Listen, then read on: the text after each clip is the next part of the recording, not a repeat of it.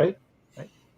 Hey everyone, how's it going? It is I, the real Randy Chavez, coming at you today with a BV, OMI, or touch a little Definity on there as well, update video with Crypto Rain. Everyone say hello to Dashi. Hello, Dashi. Been a while. Haven't been with Dashi in a few weeks. We were just talking about moving. When was the last time you had to like move somewhere from one place I to another? moved so much in the last forever, so many times. I hate moving, but sometimes it's necessary. Yeah, same. So we are coming off of, so the last few days have been, I had a level 100 stream the other day. It was just with two people. It was just with Sanjay and packaging dude. Rolex wasn't there, and the guy Alex wasn't there. He'll be. Well, I'll do another one, and they'll be on there in the next week. We've kind of done a lot of streaming, a lot of news. As you have people look at other projects that are legitimate, because the last couple days, crypto's just gotten wrecked. And I could picture a lot of people going in and saying, like, I can't be messing around with these meme coins anymore. I can't be messing around with these, I need to do research. How does VV go and grab those people's attention where they say, like, hey, they're looking for legitimate projects? How do they try to reach them?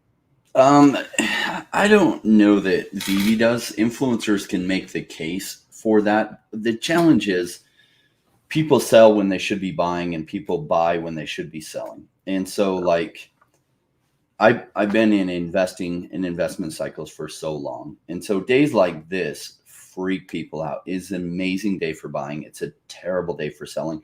Yet every single person that's somewhat new to investment cycles has terrible selling pressure on them right now, where they feel like they need to sell because they're just scared.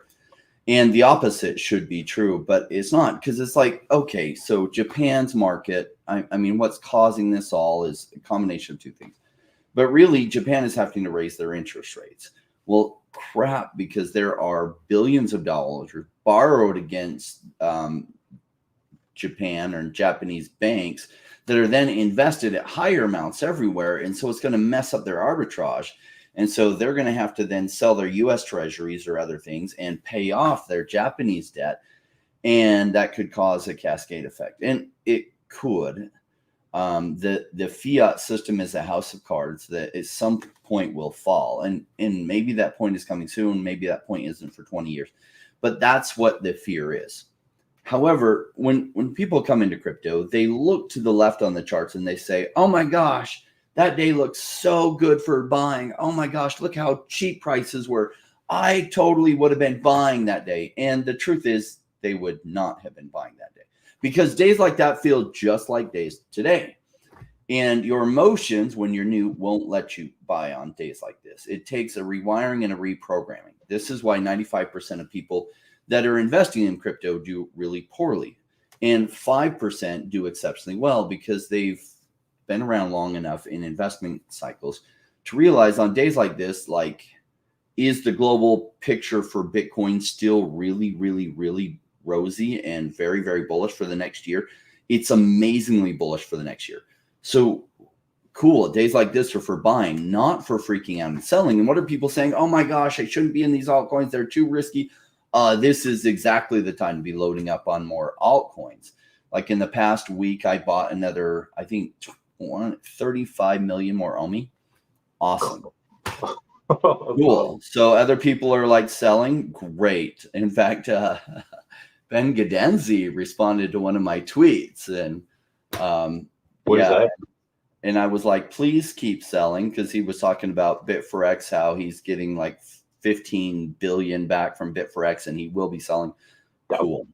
Please keep selling, Ben. I don't have, unfortunately, even if I liquidated everything, I couldn't buy your 15 billion OMI. But I would love to have a lot more OMI. So yes, do us all a favor and do yourself a favor. Just please keep selling. Cool. This type of market, for those that can, like, I was listening to Raoul Pal earlier today, and he has an excellent video, and he's like, days like today aren't days that you run out and sell if you're willing to be patient and let the bigger picture roll out. It's days like today that you run and you dig through your couch for change, and you find additional ways to put it in, and you dollar cost average at these lows. However, most people won't do that. And that's why most people aren't successful at this. They're dabbling in something without getting serious about learning how to do it right. And so they often get wrecked because they're doing the same things everyone else is doing. And it usually goes poorly for all of them. We have what's the timeline on it for people when they go and they say, should they be prepared to lock? I mean, I know the top of the cycle, and I feel like we've said this a lot. Top to the top is usually about 4 years. But it seems like the bear market has been kind of here for a while. And granted, I think we did kind of touch bottom. Things have kind of rallied a little bit since I think Bitcoin touched like 49 or something. That was like 54. So they've rallied. But typically, how often do people have to go in and lock up their money for? How long should they expect to wait? 4 years is a reasonable expectation, but we're not 4 years away from the next major blow off. That's probably going to happen it could be 3 months away. It could be 18 months away, sometime in there. Now, is it going to happen right in line with that cycle? Well, it has been happening that way every 4-year cycle for the last like 3 cycles. So likelihood is really, really strong. It's going to continue to play out very much like that. So like even if fiat currency dives, well, if fiat currency dives, people are going to be looking for something that is more stable. If like Japan melts down and most global markets melt down, they'll be looking for alternatives. Now, one of those alternatives is gold and silver, but crypto has really introduced a very, very good viable alternative. And so say Japan, like this goes really bad for fiat currency, that's just going to accelerate crypto. Not at first, because people won't jump onto the lifeboats right at first. They'll panic, run around and scream. And then they'll start jumping on the lifeboats. And then everybody starts jumping on the lifeboats. And then it goes massively crazy. Now, if that doesn't happen, and I hope it doesn't, then crypto is still going to have its normal crazy bull cycle some point between 3 months to like 18 months from now. And that's what I'm waiting for. And so this intermediate stuff, when the market goes absolutely crazy like this, I don't get worried at all. I just get numb and bored. It's just boring because I'm just waiting. And you're waiting for this window when everybody is going so crazy about crypto. And that's when I'm looking to sell, when everybody is like, oh my gosh, did you hear about this new crypto thing? And oh, duh. And I've made 15x and my friends have all made money and we're all buying Lamborghinis. That is a massive sell signal if you haven't already been selling for. That is a terrible buy signal. An amazing buy signal is today when people are freaking out. Prices dipped in some cases on some alts 20% today. Yeah. And it's cool. Like this kind of dip, maybe it even lasts another day or two. Not always. Sometimes it just bottoms and then it comes up. But these are buy signals. This is when the smart money is buying. This is when BlackRock is buying. This is when smart people who know how to trade this right. This is when the 5%ers are buying and they are not selling. Later on, when everybody is buying like crazy, is when the 5%ers are selling. So one of the things I enjoy doing is helping people see the bigger picture and how to understand these cycles. So, because so many of the people we know in this, Randy, are new and they don't know what they're doing. And they're going to have a very expensive learning curve in the middle of a situation that they could have benefited massively, yet they were just doing things all wrong. There's a little bit of a learning curve, even if you have capital to buying. I was just going to buy some Definity last night, and just a small amount, like $400 worth. And I would have gotten like $10 worth because like the gas fees were so insane. The clogging was nuts. There was somebody that bought like a couple 100,000, not dollars worth, just like a couple hundred, like 500,000 Definity tokens, like literally like right before we came on stream. So that was pretty wild. On days like this, or I guess weeks like this, however long it's been going on for, who are the best people to try to follow, to try to track their wallets that are public? Do you do that? Do you go and say like, hey, here is Vexes, here's BlackRock's, here's Michael Saylor's, here's their, and if they're buying, probably a good idea to buy. You could track their wallets. I mean, especially if you have BlackRock's, what it does is it gives you some comfort that you're buying when like the smart money is buying. But I don't actually buy Bitcoin itself. I'm in the much riskier stuff. So I don't track Bitcoin wallets like Michael Saylor. But generally, like, when Michael Saylor is buying, which is anytime he can. So he just continues dollar cost averaging, and that's straight up his approach. BlackRock is pitching their people, and have been for the last year, that like all these prices are amazing buy prices. So I'm not even convinced that BlackRock isn't helping FUD things behind the scenes so that people freak out, so that they can buy it much, much cheaper, and their people can buy it cheaper. Not that BlackRock would ever do things like that, but BlackRock would totally do things like that, especially because Bitcoin's not a security. It's not illegal to do that. Sorry, I don't know what that was. We have an interesting article come out from Eurogamer, where normally every 4 years, in conjunction with the Olympics, you had a new Mario and Sonic E-series. You had a new video game from Nintendo and Sega. They came out with the Olympic Games every 4 years. It was like one of those Shakira soccer videos. It was awesome. But this year they didn't. And the reason why they didn't is because they decided that they are going to explore deals with new partners for NFTs and esports. So these are something that you have these two giant major corporations, Sega and Nintendo, that are, again, they almost guaranteed sales to the biggest icons that they have, Mario and Sonic, not doing a guaranteed win. They're going and they are exploring ideas for NFTs. Is the world finally waking up, or is this just one more kind of piece to the puzzle, and there's going to be dozens of pieces more left? Yeah, well, what's funny is the world waking up? No, corporations are waking up, and they're waking up in a really big way. But the general public is not. Like, the general public gets swayed by like emotional things like today, and they're scared. And so, like, I know a lot of my audience isn't like scared on days like today, and they already get like buy more. But the general crypto audience is freaked the hell out on days like today. And they're more informed. The general public is like, wants nothing to do with crypto on days like this. Oh my gosh, it's so risky. They'll start coming in after Sega has already launched their stuff, and maybe a little while after Sega and Nintendo have launched their stuff. And they'll come around and they'll be paying top dollar for things, and they'll be waiting in line for forever to buy some NFT for $10,000 that used to go for $100. Because generally people FOMO in when massive green candles are happening, and they FOMO in near the top. They generally do not FOMO in at bottom prices.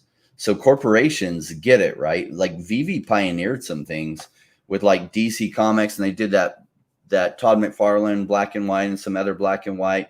And DC missed out on an opportunity for residuals on those, didn't even request it or require it. Marvel understood what was going on, and I'm sure Marvel is very happy with the deal that they made, because every time those things resell, they get a slice of that. And I'm sure they're getting their monthly checks, and they're like, holy cow, this digital collectibles thing is the most amazing thing.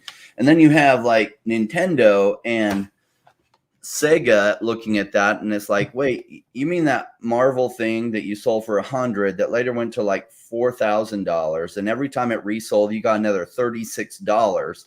That's more profit than every time we made one game sale that we had to physically make the cartridge for and everything. And as that changed hands 3 or 4 different times, you made 6% of that $4,000 sale.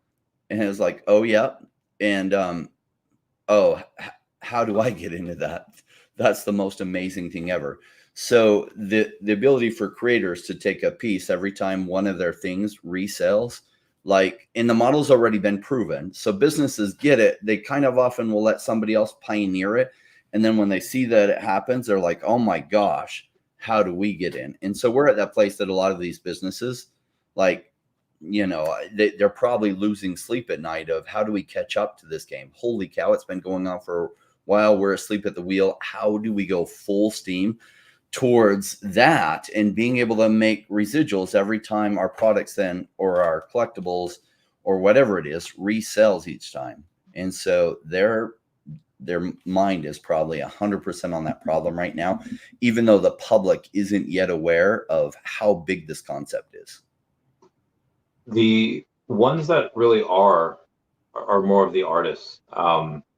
the guy you met a few times now, Ernie, we were talking the other day, and he said that he was explaining it to someone on the phone. He's like, listen, a few years ago, I was over in Decon, meeting Randy, and we met one of the artists, the Decon artist, at the bar. And he's like, I hope that Vivi lets me do a dozen more drops on here because I get paid every single time one of them sells. And so the artists know you can always expect corporations to do the right thing by them or the right thing to make profits, whichever comes first. And when you have these things, that's why Pokemon's been kind of frustrated for a while. They see all of these cards going for tens of thousands or hundreds of thousands of dollars, and they get no piece of the resale of that. They can't get it. So it obviously makes 100% sense for them to do this type of thing. And like you said, people like I'm in my Nintendo Switch right now is my friend Meg's copy of Mario Party, or one of them. It's a physical copy, and she could just give it to me. Whereas if it's a digital copy, an NFT, yeah, maybe you might be able to trade on certain things, but you can just get even a small piece of them. Makes it worthwhile. There is Jordan's a little sick today, Eldorado, but he'll be back at some point. Not sure when. Something I've noticed, and maybe this is me being a little bit not cynical, just looking towards the negative, but I see people every now and then. Siesta brings up a point here. I'm not exactly talking about you, Siesta, saying almost every ADA investor goes underwater. Talking about nobody holding Cardano is in profits today. One, I think Siesta's talking about a really specific group of people that maybe only bought Cardano in the last X amount of months when it was up here. And obviously now with the crash down here. I think Siesta's kind of forgetting the people that had bought years ago that had really stacked in the bear market. Mm-hmm. But I also tend to see differences in people that they see opportunity where other people just see negativity. Uncle Iroh from Avatar: The Last Airbender would say that if you look for the light, you can often find it. But if you look for the dark, that's all you'll ever see. How do people change that mindset from saying like, oh man, this is horrible, everything's underwater, and how do they change it to, hey, this is actually a really good opportunity because now I can stack more of the thing that I love for a really cheap price? Experience is what changes that, right? So most people who are in the crypto space came in the last 3 years. Now, what's interesting is why would that even be the case? A whole wave of people came in 2017, but where the hell are they at? Well, most of them washed out on days like this in 2020, and they sold and they missed the major upside gains. But those that stuck around during that time period were dollar cost averaging in, they were in exactly the same position. So two of my friends were massively loading up on Cardano in 2019, 2020. And guess what? On a day like this in 2020, they were massively down on their position. And then later, they were massively up to the tune of millions of dollars. Now, they're still up on their Cardano position. Why? Because they stuck around. And so they're making amazing residuals, even at this kind of price on their staked Cardano every single month.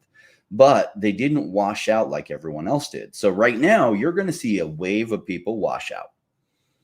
And the people who don't, they're going to learn some very valuable lessons, hopefully, especially if they pay attention to my channel, that I help them understand the cycles, because these cycles repeat in crypto more than any other thing. And it's somewhat predictable. The exact timing isn't predictable, but the general timeline is. And so like, there's no reason to not be making incredible money over a 4-year timeline. Now, a lot of people who started in crypto, when did they come in? 2021. Why? Because people chase green candles. A few other people still here came in 2022 because some friends had told them about it and things were kind of up. And so congrats to all those people that are still here, because they've actually stuck around while the market has been resetting. So the bear market happens and prices go really, really low, which is, as an investor, in order to make lots of money, the key principle is buy low so you can sell high. Now, days like this, what sucks is you feel like your portfolio is way down from what you put in, and it is way down from what you put in. Wait on that. Wait on that, because this market will swing around, and often the pendulum swings too far to the cheap side. but then it swings too far to the upside. And that's where you make your massive wealth, is if you sell when it swings too far to the upside, rather than buying more or mortgaging your house at that point to FOMO in and get even more, you're taking profits. Because remember, when it swings too far to the upside, that will reverse too. And you want to have cash on the side to buy the down market that will follow a massive run. So that's how you make money over 2 cycles. There's no reason why you can't make life-changing wealth. Over 1, you can get a good start on it. Great. I have a couple of things that I kind of want to sell. Someone offers me a ridiculous amount for Dashi. I'll totally do that, and then I'll be like, "Hey guys, I'll buy Dashi back for 2x whatever you pay for." I was on the stream with Sanjay the other day, and I mentioned my number 41 logos, and I was like, if someone were to offer me like a ridiculous price for them, I'd take it. And he's like, "What's the ridiculous price, Randy?" I was like, $100,000, whatever. And he didn't really flinch. I could see like the wood burning. And there's a event that I will probably meet him at next Friday, where there'll be a couple of VV peeps there, there'll be a couple of whales there. I feel like he might be trying to score a deal with one of those whales and me, and just to have that nice big 6-figure thing, even if it's close to that. But that'd be a nice headline for VV. I would put a ton of that, most of that into crypto, probably 75%. Speaking of VV and stuff, I was talking sometime last week about, somebody asked about like competition, and you could gauge that in many different ways. But if you're going to be successful in this industry, you're either going to have to do a lot of small deals really quickly. I think that's what VV does. Or you could have a couple of big deals that go really slowly, like they take a while, which I don't think that really exists. I don't see any other platform doing any really big deals, at least when in terms of drops. Drops, I think VV does the drops more frequently. They make the most money. But I do see other ones like Hero. I see McFarlane. I see Cryptoys. They do drops, but they do kind of small deals fairly slowly. It's not that frequent. What is the key ingredient to survival? What is the key ingredient? If they're not making that much money, how do these other platforms, how do they adapt? I don't know how some of those other platforms survive. Like, they've got to hold on for until the broader market takes off, right? Yeah. So what happens is it's like catching a massive wave. But until then, what can they do to catch traction? They could have a marketing budget of $50 million, and that might generate them $2 million of revenue.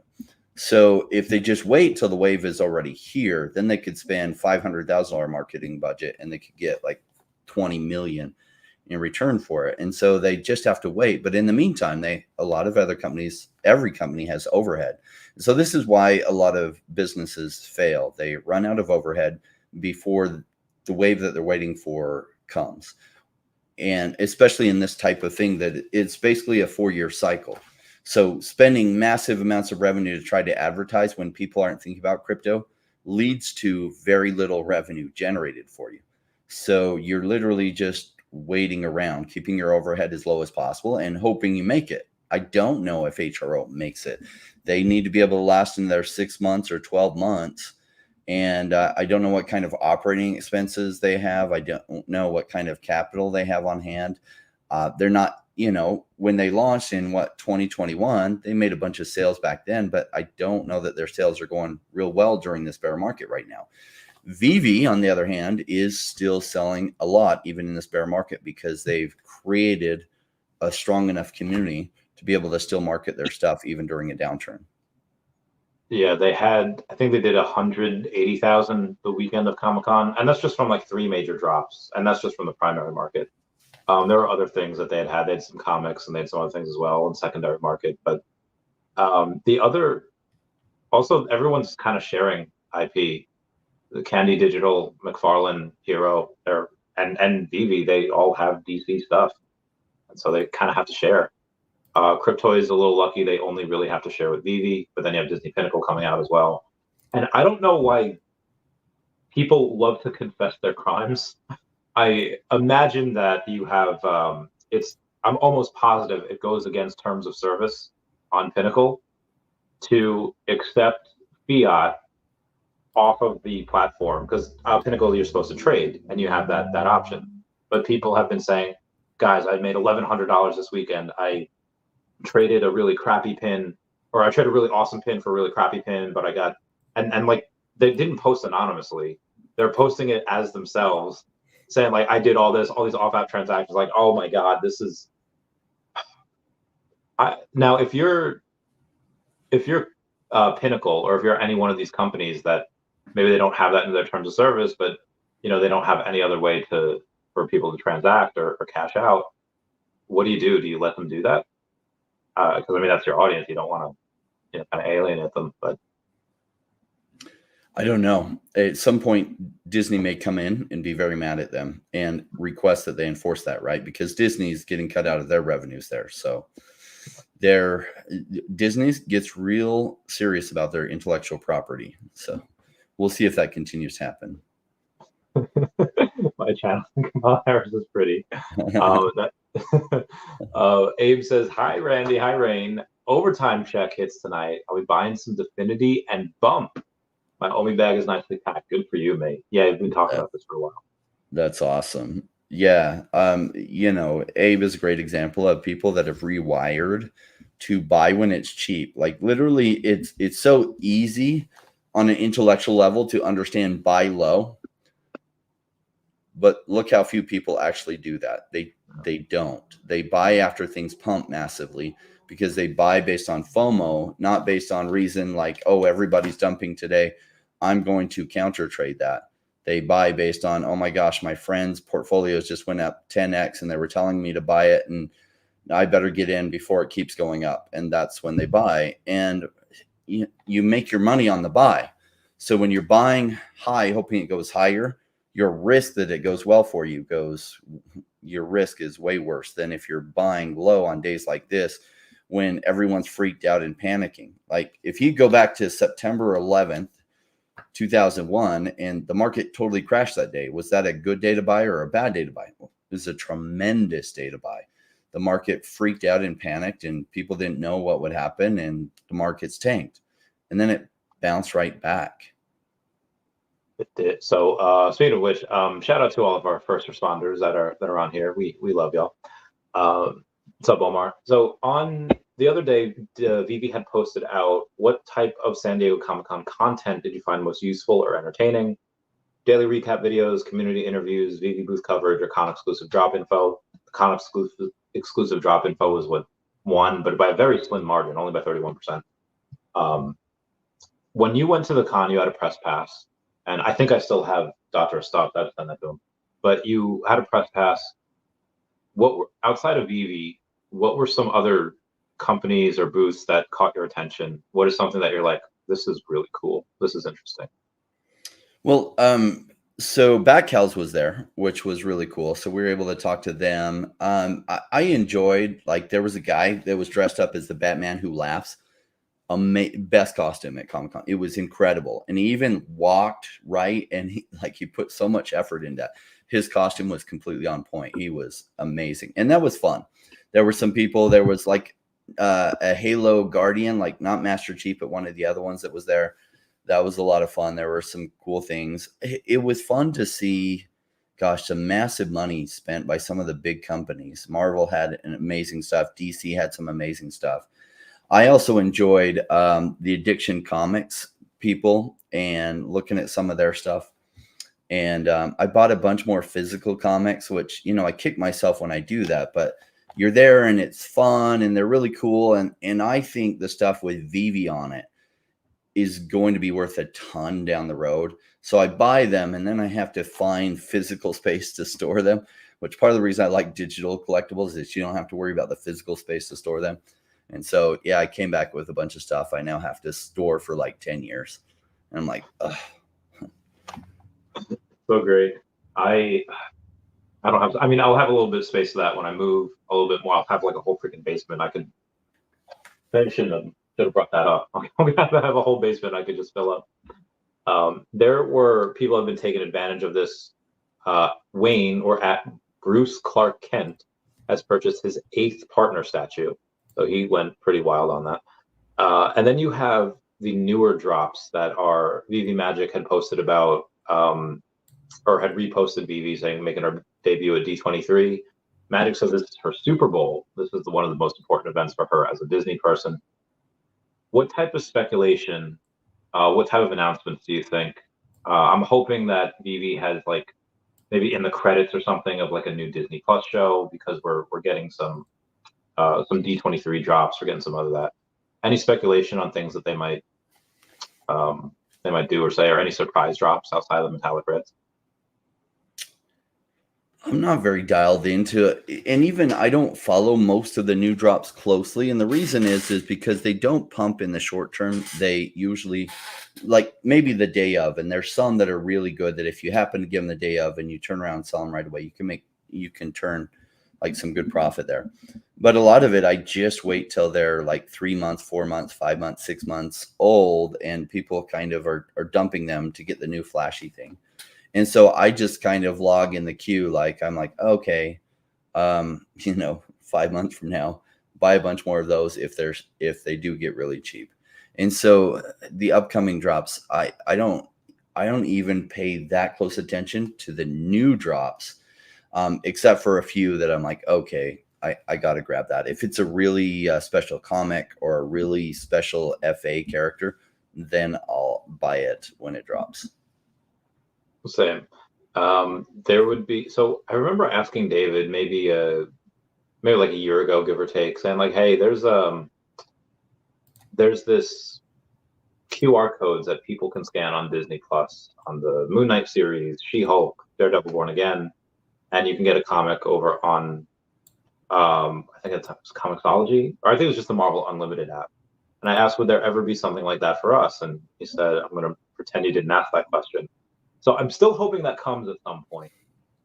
He might have just been kind of playing a coy for the Marvel thing that happened at South by Southwest, but that's something that I'm pretty sure can happen. But again, that's just my other thing. David had gone on and posted something like a year ago, and he was saying like, hey Alex, thanks for everything, can't wait to see what you do in like a new venture. It was a while. I can't find the screenshot, I can't find the actual post from him, but I swear that was a thing. Do you recall that, what I'm talking about, or no? No, but I didn't see Alex G at the conference. Cool guy. He's done a lot for the company. Yeah. I think most importantly for David, he just used Alex's like garage as like storage for everything from Decon or San Diego. And he just story. I was thinking, even because Ben responded to a tweet. I was actually trying to get in touch with Packaging Guy because he's often in Vegas, and I was going through Vegas to see if we could connect up. And Ben responded, and he's like, "Oh yeah, like crypto's down, and you're going to Vegas to gamble or something." And I was like, "Oh, well, that's funny." So Ben knows who I am. Cool, he should. But I was like, Ben plays an interesting role in the history of OMI, right? And he was strongly associated with GoChain. And though, like, I haven't heard his side of the story, and I haven't actually heard Vivi's side of the story. I guess there was some kind of falling out. But what's cool is a lot of these people, including Alex G, like, they helped OMI and Vivi get to where they are. And this story, like, you wouldn't actually go back and change anything, because I think Vivi is well positioned to be the leader of digital collectibles for the next 50 years. And so it's like, even though people sometimes are like, oh, Ben's a villain, it's like, okay, well, I'll withhold judgment till I know the full story from both sides, which I don't know the story from either side, actually. But secondly, it's like Ben did help them get some traction during the 2021 run, which is cool. And then they parted ways.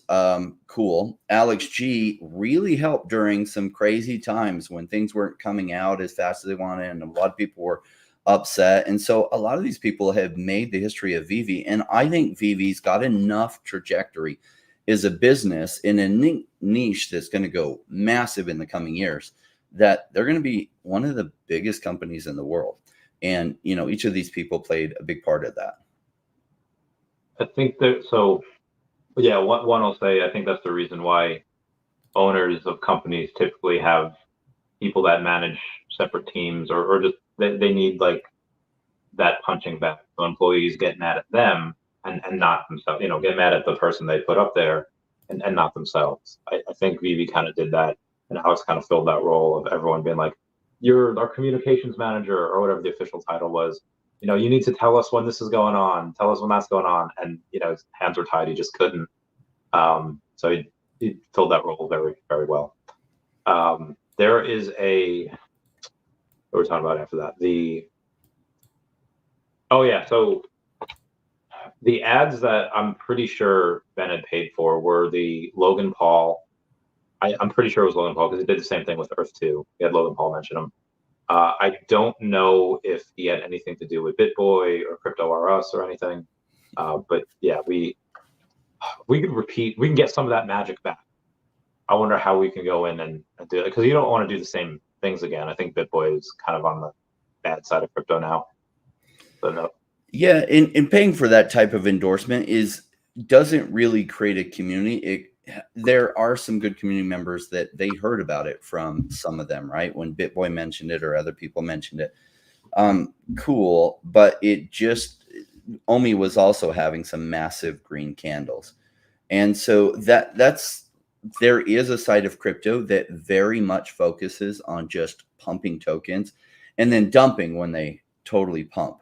I don't love that side of crypto because it's just manipulating the market. I like to buy things that as a company have long-term value and just wait till it plays out. It's a more sound, you can sleep well at night type of investing that doesn't rely on trying to fool people. I don't like it when people are out there just trying to fool people and use pumpamentals. And pumpamentals aren't like necessarily shady, but sometimes are shady. And so it's like paying big influencers to mention your thing and they don't know anything about it and they're not disclosing how much was paid. I really don't like that kind of stuff. I would much rather see like a longer term deal. Like at least Cryptos R Us, they had a longer term deal. I wasn't very excited about that deal because I felt like George did not know freaking anything about Vivi and Omi. And it's like, okay, he's got a really big audience, which is cool. But I don't know that he's helping create Vivi family because he doesn't even know how to talk intelligently about it. He's just accepting whatever the monthly amount is and not even researching it. And as a content creator myself, like I don't take deals from anyone. Any company, well, I say no to like 99.9% of them. And so the few that I do say yes to, I know intimately, like super well, because if I'm going to talk about a project, I need to feel super comfortable. Most likely I own that project because I'm not going to talk about a project that I wouldn't buy myself. And that's why Definity is a proud sponsor. Both of our channels, we own a lot. I own a ton. And in my case, it's a strategic relationship and they give me tokens to give away every month. But absolutely love Manu at Definity. I've known Manu for about 2.5 years. And Paul, who's been joining my channel for 2.5 years, worked for Definity. And so people that have seen the Wednesday show with Paul, like his insights are unbelievable. Well, Paul works for Definity and Manu over at Definity. Like Definity is doing some really cool things. And very bullish on them. They have very good things happening behind the scenes, and most people in crypto have no idea who they are yet. Yeah. There's, I love them. If you're a whale watching this, or if you are a, say, mega whale, you hear about a YouTuber talking about any company, and let's say the company maybe not like a micro cap, but it's got between $1 and $10 million market cap. It's very small, and you can purchase a significant amount. How much is too much? Because you still want people to trade it. You still want enough supply out there for that it gets traded and it gets volume. How much is too much though? 20%? No, what that's very individual consulting there. Like, okay, what is the situation? What is their overall portfolio that they're putting in? What is the overall like possibilities on, say, that project? Say we're talking about Definity and their market cap's under 10 million. How much exposure should they have? Well, it depends on what their goals are, what their risk tolerance is, what, like, I personally love Definity's risk profile. I own, gosh, maybe $200,000 worth of Definity. So I have not gone small on Definity. I've gone pretty big. You know, if I had tens of millions sitting around, would I put tens of millions into it? No. Would I put $1 million or two more into it? Probably. Damn. So that's a lot. I mean, obviously you wouldn't be able to go and buy it all at this price. The volume, I think, is like 100,000 today. Typically it's like 50-ish, but it's 100 today just because everything's moving. There's a double-edged sword buying when it's so low, because you obviously you're getting great prices, but you yourself are going to go in and raise that price. What are the best ways to go and try to counteract that? What are the best ways to try to buy? Is it just you have to sit there and be patient, $2,000 here, 2,000 over there, and just sit there for a couple days, or is there other ways? Yeah, that's kind of what it is, and it sucks having to do it, of just dollar cost average it, or put some, if it's on a centralized exchange and you can put buy orders in and then just letting it fill. Sometimes I go in and I like take some of the sell orders when I'm trying to dollar cost average in. Sometimes I just put a bunch of buy orders in, but it is kind of a pain, especially when you're buying a lot, right? It's a pain. So it's not very fun, but the results can be really fun if you're right.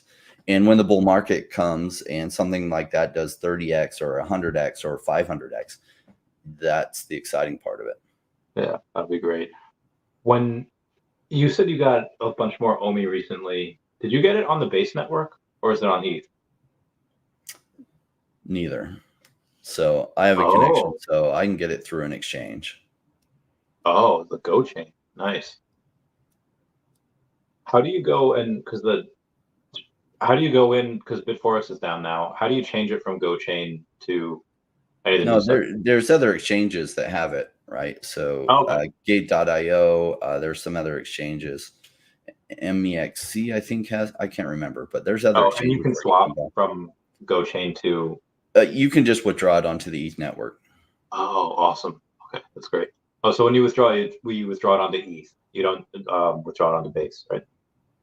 Yeah, you can only withdraw it onto ETH. You could then bring it over to base if you wanted. Gotcha. It seems like there is, I mean, they didn't have to move over to the base network. They could have chose to remain on ETH. And I think that by the end of the year, you're probably going to see 10, 20 billion OMI on base. What do you think they have planned? I mean, obviously you have OMI to NFT, which is happening, but what other things might they do?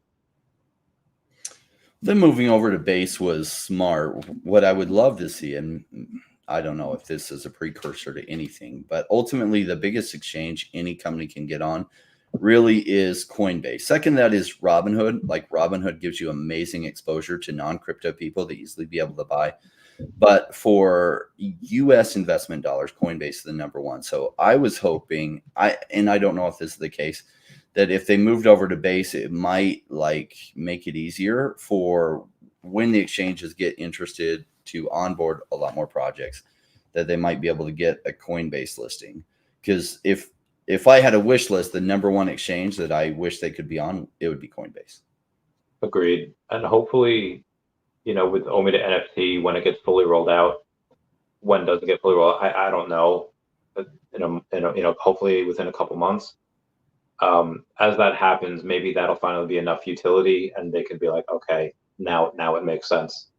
Because if Coinbase is in the middle of that SEC investigation, they're not going to want to run afoul of any laws. Yeah, and Coinbase isn't the only exchange being really careful right now. A bunch of them are being careful. Why? The US SEC, thank goodness, the courts are not looking positively on the SEC stances. But still, like, even when you win a lawsuit, you lose because you had to fight it. So if you notice, most exchanges aren't adding any new tokens except for meme coins. And the reasons why they'll onboard meme coins really quick is because there's zero chance, at least at this point, of it being deemed a security, because there's no effing utility to it. It's worthless. It's just garbage. And so it won't be deemed as a security. So their risk in onboarding meme coins is very low. And a bunch of people have been throwing money at meme coins. So they get a lot of trading volume, and their risk profile for adding meme coins is super low. So that's why they've been adding meme coins. And it frustrates a lot of people. Blame the SEC. The SEC has made it hard for good tokens with good fundamentals be added by exchanges without creating further legal risk for the project. Yes, there's been a lack of clarity from the US SEC on like what are clear guidelines, and that's their job to do it. They've been very, I don't know, they've been misleading. They haven't been behaving ethically, as said by a couple of judges already. Why? You'll have to ask them. I guess I won't go over any specifics or anything, but in the next 15 to 18 months, you'll likely be extremely wealthy, and you could probably do relatively whatever you wanted to do. But would you feel any responsibility to go into Washington yourself and kind of clean up a bunch of these messes, to run for a public office and be like, hey guys, I have all the experience, I have all the knowledge. No. Okay, no. Why not? No, I don't want to run for public office. The problem with being in public office, if you're going to do the right thing, is you think that Washington's going to like you. No, not even the people from your same party. You're going to find out a bunch of people from the same party don't like you. Now, I would rather just support good people than be that person with the target on my back all the time. So also, like, people have things that they're really good at. I am a fantastic consultant. I'm really good at recognizing efficiencies and what's going wrong and problems and recognizing patterns. Cool. So would I be a great politician? Probably not. Would I be a good consultant to a politician? Yeah, that would be a role that I could be good at. So it's like people have their different strengths and weaknesses. Yeah, me in politics, trying to be a U.S. senator or U.S. congressman, or heaven forbid, some kind of governor or something. No way. No way. Ben says, thought Dr. Prophet said Ben was officially out of OMI now. He tweeted a couple months ago. So I would believe Dr. Prophet before I would believe Ben on anything. And yeah, I would say Ben's probably close to zero. I feel like Ben would be that type of guy, which, he lies, to lie and say like, oh, I'm about to get 15 billion out of Bit4X, so I can just dump it on everyone. That would be my scenario, which I would believe would be more likely. Or it's possible that maybe he just had a few more wallets that Dr. Prophet didn't know about, and maybe telling the truth. I don't know. Yeah, I don't know which of those two, but I did see his thing about getting 15 billion back from Bit4X that he's already got yet. I haven't got mine back from Bit4X. Yeah, so nobody has. My transaction hasn't come through. So I don't know. Maybe they prioritize you if he does legitimately have 15 billion there, and he got his back, and then he's going to dump it. Cool. I would love that.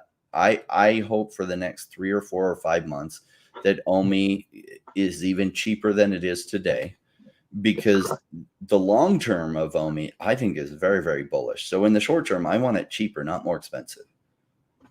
That's the goal. That's the idea. So please, Ben, I hope you're right on that and being honest, and you have 15 billion and you're just going to continue selling it off. That would take 3 to 4 months more to burn through, and that'd be perfect. I'd appreciate that. The burns at these levels will be great too. So obviously the burns, the only burns that they've confirmed are just the only the NFT person to person. There'll be a buyer's fee, like 2.5%, give or take, that they'll take care of. But there's going to be, I'm going to say that can't be the only burn. I'm telling you guys, there's probably going to be at least 1 or 2 more ways to burn the OMI, and that'll do really well with the prices down here. Give me just a sec. I'm going to go get a drink, and I'll be right back. I will hold the fort down. Planet Empire saying, yeah, waiting after the FOMO ends, after the drop pays off. Just bought my 46th first appearance mini for only 60 gems. I just wait for it to sink, then buy. So I don't know what possessed me to do this the other day. I think Blackpink is fine. I think they're cool, they're young, they're hip, and like a lot of the young people like them, right? So I was taking a look at I was just in general. I have no life. All I do is I go on the collectibles app, or I go on the VV app, and then I hit collectibles, and I'll search by secret rare, lowest value, and because that's what gets you the most MCP points. And I was like, okay, let's take a look. And these black and oh, shoot, these black and pink cards from Blackpink, they're like $20, and it's not just a secret rare. Like they're their own set. So if you get the own set, it's like, so I got them. I don't know why. I probably should have just saved it for something else. My sub 100 Marvel Mighties maybe. But yeah, Rand, I was telling the fam that these cards they're like $20, $23. One was like 17 for the Blackpink secret rare. And it was on set, so I got them all. Yeah, you just pumped them for the next couple days. Thank you. Sorry, guys. I want everyone to keep forgetting about them for a while, because I think Blackpink is a big deal, even though people aren't realizing it and they're on to the new shiny objects. All right, cool. I'm patient. I'll wait around. Like I was scooping up Marvel Comic Commons, Marvel Comic #1s, because a bunch of people were mad they didn't get the secret rare, and they're dumping their commons for like $2 or $3 for like a month. And I was just picking them up. I was like, oh, okay. Maybe I'm wrong on this. I don't think I'm wrong on this. I think this is going to be worth a lot. And later I was selling some for 500 gems and 700 gems. I was like, oh, that worked out pretty good. Dang, that worked out better than I thought. And it's going to be, obviously this bull run is going to be amazing, especially for VV, but it's going to be different. History rhymes, but doesn't repeat. I think some of the things at Decon, maybe they've seen their best day. But some of these scarce things from big IP, like anything you have like only 88 editions of, the Spider-Man Noir, last I checked, that was like $2,200. I don't know what it's at now. There's a Kevin from, I think, Moana, or whatever the Disney name is. Yeah. Yeah. If there's 88 of something from a major IP, probably gonna have some gains there in the future. Dare I say? Not financial advice, just observation there. Yeah, I don't know how to be selective of what you're buying. Like, well, if it's on the investment side, if it's on the collecting side, well, then you're buying what you're passionate about anyway. I'm passionate about things going way up in value, so I'm specific to specific things that I think hold like historical importance, like the first Boba Fett on VV, the first appearance of Darth Vader on VV, first appearance of some other things, some comics and some other collectibles, and then just buying those and taking those bets. But like the Decon releases from a year ago, like, are those going to do really good long term? Maybe. I just have no bearing on gauging what is the likelihood that they'll do well. Yeah, I mean, Luke Skywalker's gold. Vader's, like you said, Boba Fett, and obviously stuff outside of Star Wars as well.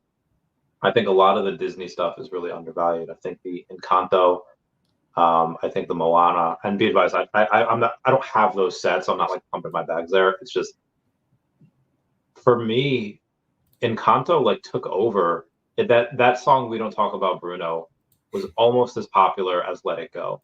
And if you can't read that like cultural shift of like parents knew the song, they didn't even like the song because their kids would listen to it all the time.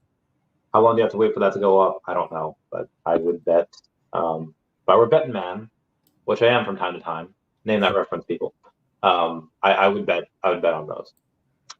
Let's go, everybody. Let's get this bread.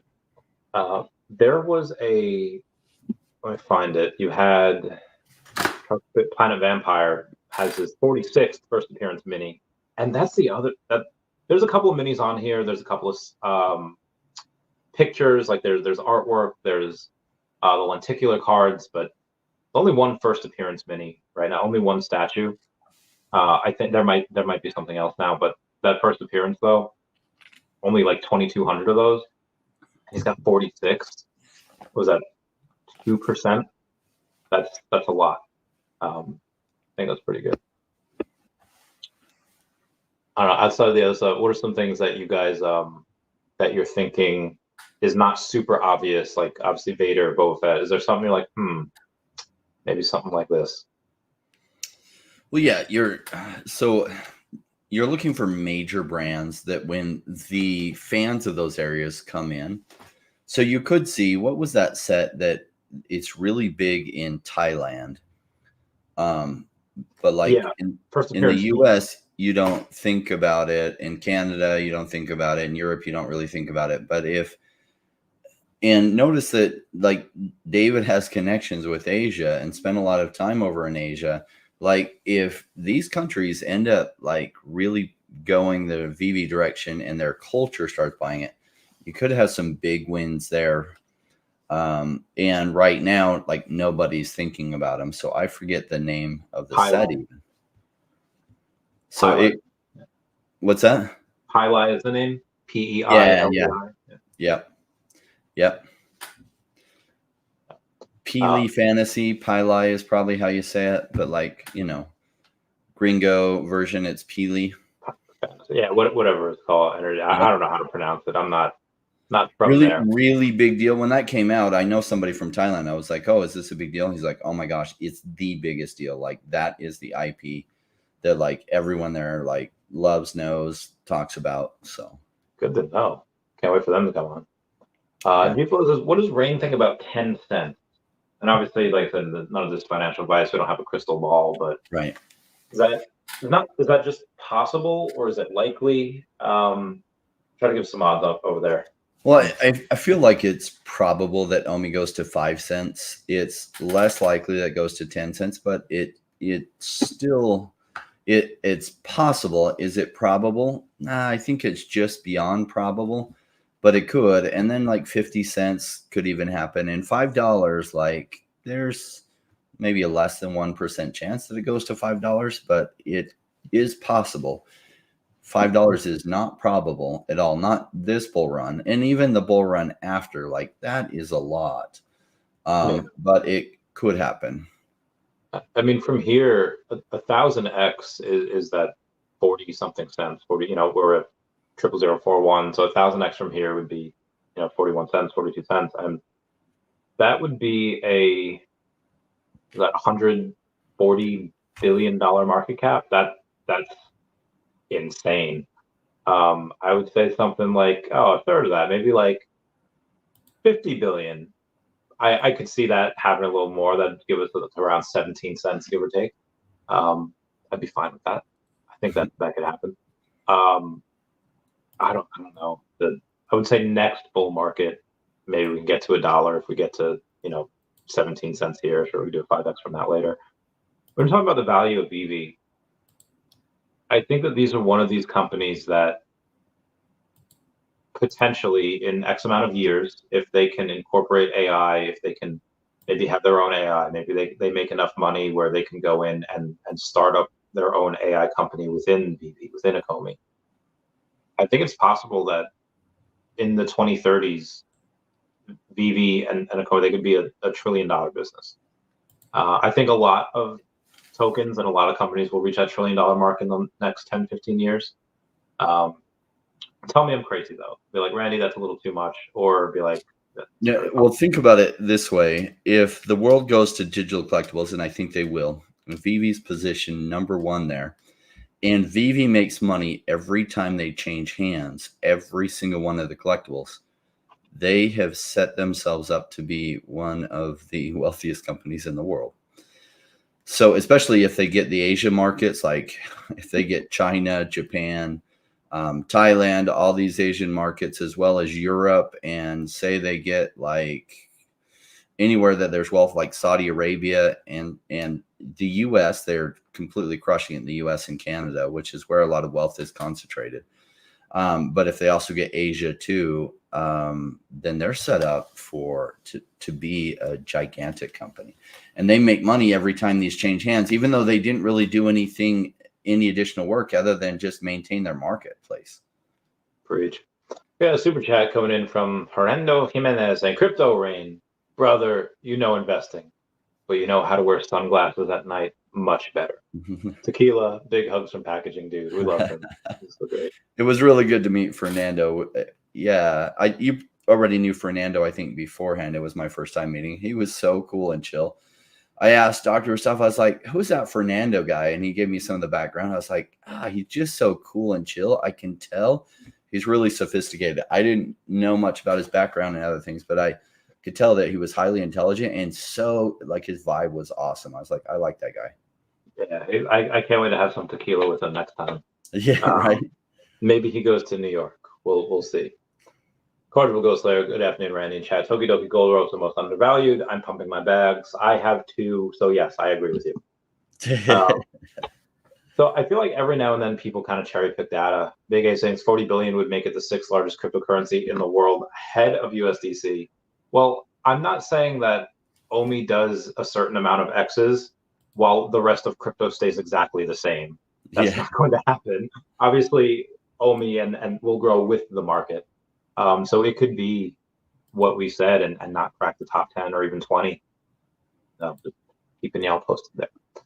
As we love to bumper my. So I don't know if me and you did it or maybe me and Jordan did it. Interviewed the bumper team, and OMI's on their radar. I haven't bumped OMI. I was like, when that? I was like, oh well, we know of OMI and we'll do that one day. Any news on? I haven't been keeping up too much with it. So I haven't talked to them in quite a while. So it's been a couple months, but it's high priority for me just to touch base with them in the coming weeks, just to see how things are going behind the scenes. Like what they're doing could be world changing. But really what we're involved in when you're investing in crypto is you're really just early stage business investing, whether you realize it or not. And some of the most amazing ideas, well, they fail before they get off the ground, but some of them do get off the ground and they get traction and then they change the world in ways. What Bumper is doing is a new way of providing downside protection, which is really cool. And if it gets traction and gets off the ground, it not only works for crypto, but it would work for stocks. It would also work for other asset classes. And it's something that's a big enough deal that if it gets traction, they could win a Nobel Prize for. So they really did innovate something really amazing. Now, will it all come together? I don't know. I have huge bumper bags because I believe in the people behind the project, and I hope it comes together. But early stage business investing is risky, and sometimes it goes 500x, and sometimes it dies before it gets off the ground. So one of the things, like I haven't talked to them in a while to find out what their cash flow situation was, but when I was talking to them 6 to 8 or 9 months ago, they said they had a couple of years worth of runway. So if that's still the case, I don't see why they aren't still like totally viable going into the bull market. And what they're doing, if they work with exchanges, because they could work with exchanges and allow exchanges to be able to provide people the downside protection like immediately, and it would give an additional revenue stream to the exchanges as well as bumper some more traction. So it could be something that changes the world. Will it? I hope so. OBL says, hello lads, y'all making D23. I unfortunately will not. Are you going to that? No. Yeah, we're gonna have to sit on the sidelines for this one. Just had an expensive San Diego trip, and I'm also in the middle of moving, so I'm gonna have to sit this one out. My peppy hair and Star Fox, but sorry guys, I'm gonna have to sit this one out. Mass Murder says, how long do you think we're gonna be in this downturn in the markets? I don't know. We're actually, it doesn't feel like it today. We are in the bull run. Just because it doesn't feel like it doesn't mean it isn't the case. Bitcoin was 14,000 not that long ago. And so it's like, oh no, it crashed to 55. Oh no, it's crashing below that. It didn't crash to 14. Notice that. So we're in a greater bull trend. But the very fun part of the bull trend, the blow off top, happens very quickly when it happens. And it happens over like a month and a half to 2 months. And so when is that? I don't know if that's 3 months away. I don't know if that's 6 or 12 months away. But that's what I'm waiting for, because I stocking up now at cheap prices, which sometimes then get even cheaper on me. Like I bought a whole ton of bumper and then the price went down by 50%. And I was like, dang, I could have had double the amount I just picked up. Well, that happens because you don't know exactly where the bottom is. So I just dollar cost average at good prices. And then when everything goes crazy, that's when I sell. Great. Thanks. So I wish I knew the answer, Mass Murderers. Like, so some point between 3 months to 18 months is my best guess. Same. Good one. I feel like I've been monopolizing the questions here. Have anything you wanted to go over before we? Well, some of so you're obviously really big in VV and Omi. What are some of the other crypto projects that you've been following, and what do you like about them? Dfinity, and I mean, we've talked about this before, and I talked about it, I think, at length. I made its own very special Dfinity episode the other day, just a quick little 15-minute video. What I really didn't mention, I went off so much about the company. I really didn't talk too much about Manu, who is just an absolute genius, either a genius or as close to genius. Like, I would say 150 IQ minimum for him. And he doesn't just, like, it's not like was from crypto and he's like, okay, new to banking and trying to navigate that. He's been in banking for 20 years, despite how young he looks, and understands crypto exceedingly well. He's very effective at getting things done, at letting people know what options there are and guiding them towards the best options. But he also is a serial entrepreneur. He's like the brown Elon Musk. He has his hand in a bunch of different companies, and they all work synergistically with one another, and that's going to be great for Dfinity. So I thoroughly enjoy that. Like, I can't get enough. I get some every month. Outside of that, just to kind of hedge my bets, it's going to be in the digital collectible space already, but it's Flow. On the off chance that VV can't get OMI on any of these exchanges, you have Flow that's already in the top 100. So the gains aren't going to be as good, but still pretty good.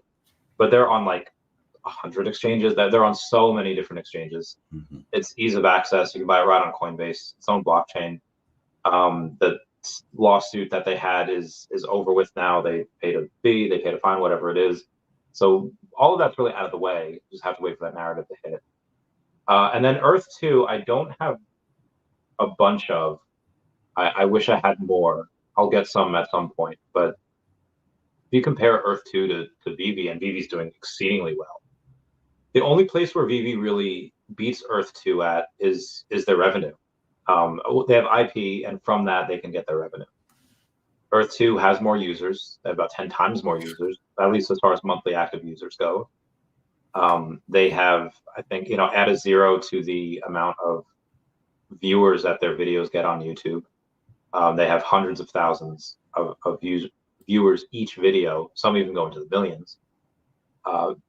And when they have digital collectibles come out, because they have skins, they have guns, they have clothes, they have all that, they don't make a ton off of it like VV does. VV can clear 6 figures almost at the norm. Earth 2 doesn't. They'll make like 20, maybe 30K per drop, and they don't do them that often, but they get all of it. It's all their IP. They don't have any of the other restrictions like, hey, we're going to share with you. They don't have the anything to do with Google or Apple, because it's not an app. It's its own Earth2.io. So I would say those 3 I really like. Bumper, if I see some updates, I'll totally get a bunch of them. I obviously have them. Illuvium, same thing. And then I don't have enough Devi yet. And Devi's prices are like 19 cents now. Super juicy. Yep. There's so much to want over there. There's so many ways that they can make money and perform, and so many ways that it's just. And again, they're their own blockchain, and it's public. They do 8 million transactions per second, which is heckin' ridiculous. I think Solana can do like 90. I think this Ethereum 2.0 that everyone's talking about can do like maybe 100. But again, add a 0 to that, and that's what, or an 8 and a 0 to that, and you'll get Devi. And they're their own blockchain as well. So just going in and just having other people build on that is going to be awesome. So these are the things that I really like outside of EV and OMI. Cool. Now, they have their game token, Fios, and it hit like down at 1.7 cents. and I hadn't loaded up any yet because, well, I have a huge Devi position. But I saw it 1.7 cents, and then it bounced up from there. I'm like, dang it, it was so cheap. Did you get any when it hit really low numbers? No, I haven't been able. I should. I will get some. I would say in the next month or so, because they're down to eight. They still have their token investing going on for all the pre-sale investors, so there's a chance it gets even cheaper than it is now, because token investing often will just punish a token price. And you played their game Litcraft. I have a high score on a couple. Yeah. What do you think as far as blockchain games? They did get the number 2 blockchain game out there right behind Illuvium, but most people are unaware of Litcraft completely. Yeah, it's one of those games that there's only like 10 of them or maybe 11 of them, but there's different levels of them where you have this thing called b-ball. Every time you tap the screen, a basketball goes this way, left or right. And they have a normal version and a hard version. And they have games like Solitaire it's their version of Solitaire. And it's easy. Anyone can play it. But people speed run Solitaire. I'm finally like number 5 or number 6. I don't know how people beat Solitaire in like 90 seconds. That is insane. But if you go Super Saiyan and take some Adderall and I beat it in like 2-ish minutes, like 2.5 minutes. So I'm on the leaderboard, but they have things that are super simple. And then they have things that can take, I played this one game for like 7 hours, and I have the high score by like 200 levels. Then I think the next person after me is like level 337, and I'm like 537. I went a little lost that day. It's great. I wish we need a Twitch streamer to pick that up, to be like, hey, I'm playing this game. Like, and I'll try to go into the chat, be like, all right, boys, I'm going, and I'm trying for this high score. I have a few hours. And every now and then someone will kind of like play with it. All right, I'll try it too. But for Mario Kart speedruns, you have like big thousands and thousands of people that watch people that are really good at these games try to get the new high score or try to get the lowest time they can. If we can tap into that, if we can tap into those gamers unite, and we can get like these competitions going, daily challenges, and I wish they would have a bowling game. I wish they would have something else in like the sport arena. I feel like that would be really, really, really good. So if they can get that together, yeah, big fan. Yeah, if they survive into the bull run, I think they're well positioned with a game that could get some massive traction. But in the bull run is when all of a sudden everybody starts paying attention to blockchain, because then that you can actually make money playing these games, because people are coming in and buying the items, which provides a ton of inflow of money for those that are actually playing and crafting those items and then selling them, which drive further demand, because it's like, wait, you can make money playing a video game. So if they can survive till then, and I think they'll pretty easily be able to do that, but if they can survive till then, I think Twitch streamers will pick it up, and Twitch streamers, and then you'll hear so many people talking about it, and then it goes absolutely massive. But yeah, I mean, that one talking about a $40 billion market cap, again, I don't expect OMI to do that, and the rest of the market just stays where it is. Obviously, they're all going to grow together. Right. It's not confirmed that Benji has 15 million on BitForex. It's just he mentioned that he did. We're unsure if that's why or not. He very well could. We're not sure. Yeah, so those are that. Anything else you want to go over before we bounce? No, days like this, they're part of the emotions that wash out so many people, and that's why so few do well in crypto. They just they can't buy on days like this. If anything, they sell and they're like, I'm done, and they check out. And that's why, like, when I came in 2017, I was just sure everyone who started with me was going to be completely rich in crypto, because surely, like, there was opportunity here, and most of them washed away in 2018, 2019, 2020. And they weren't around for 2021 when the big gains happened for everything I was accumulating during 2018 through 2020. Awesome. We'll end it here. I'll just talk to you a little minute off stream as well. Thank you, everybody, for coming. Thank you for the super chats. Everyone says bye to Dashy. Bye, Dashy. So I do not have a daddy soda